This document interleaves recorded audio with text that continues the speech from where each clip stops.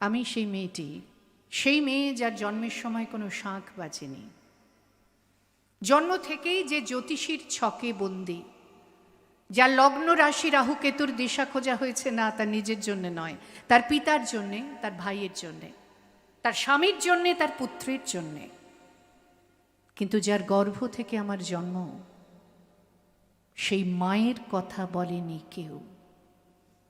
আমি সেই মেয়েটি যে জন্ম থেকেই বিবাহের জন্য বলি প্রদত্ত, যার বাইরের চেহারা চোখ নাক ত্বক চুল রং নিয়েই দর কষাকষি, কালো না ফর্সা, খাদা না টিকলো, লম্বা না বেটে, কুতকুতে না টানা টানা, যার মাথার বাইরেটা নিয়েই সকলের মাথা ব্যথা, মাথার ভেতরটা নিয়ে কারো কোনো মাথা ব্যথা নেই।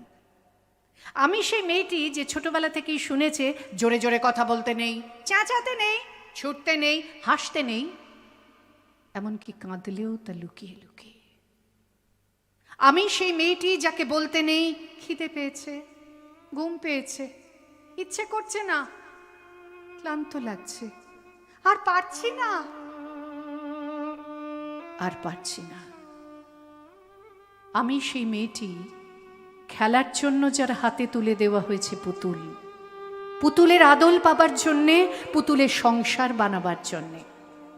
আমি সেই মেয়েটি 5 বছর বয়সে যে মালা দিয়েছে গঙ্গা যাত্রীর গলায়, কুলীন ব্রাহ্মণের 365তম স্ত্রীর অন্যতমা হয়ে স্বামীর গর্বে হয়েছি গরবিনী। একাদশীর দিন অবুঝ দশমী বালিকার তৃষ্ণায় আটক ঘরের মাটি লেহন করতে করতে প্রাণ ত্যাগ করেছি।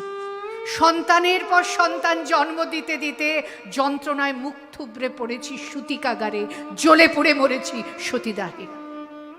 আমি বুঝতে পারিনি চাকরির জায়গায় নিজের কাজের কুশলতা দেখাতে নেই। আমি বুঝতে পারিনি আমার প্রেমিককে তার প্রেমপত্রের বানান ভুল ধরিয়ে দেওয়াটাই আমার ভুল হয়েছিল।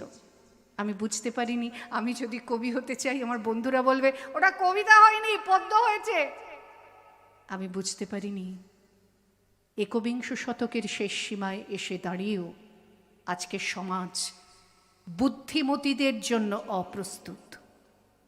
আমি সেই মেয়েটি যে দেখেছে একজন নারী কিভাবে নিছক মেয়ে ছেলে বনে যায়, চরিত্রের উল্টো দিকে হেঁটে যায় সফল স্বামীদের গিন্নিরা, শিক্ষার চেয়ে উজ্জ্বলতা পায় বেনারসি শাড়ির দীপ্তি, অন্ধকারে দীপ্তিমান হয়ে ওঠে হীরা পান্না।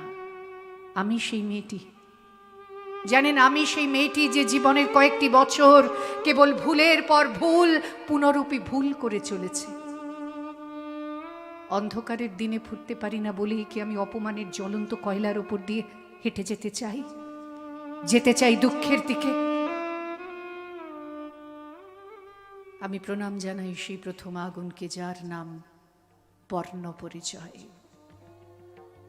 সেই অগ্নিশুদ্ধ পরম্পরাকে, সেই সব পুরুষ রমণীকে যারা ঊনবিংশ শতকের অন্ধকারের হাতলে জ্ঞানের আলো জ্বালিয়ে এক জন্মেই আমাকে জন্ম জন্মান্তরের দরজা খুলে দিয়েছেন।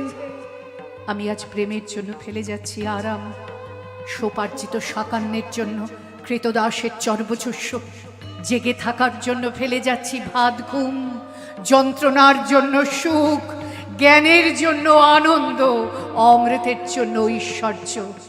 আমার হাতে চলছে দিশারীদের শিক্ষার মহান আগুন।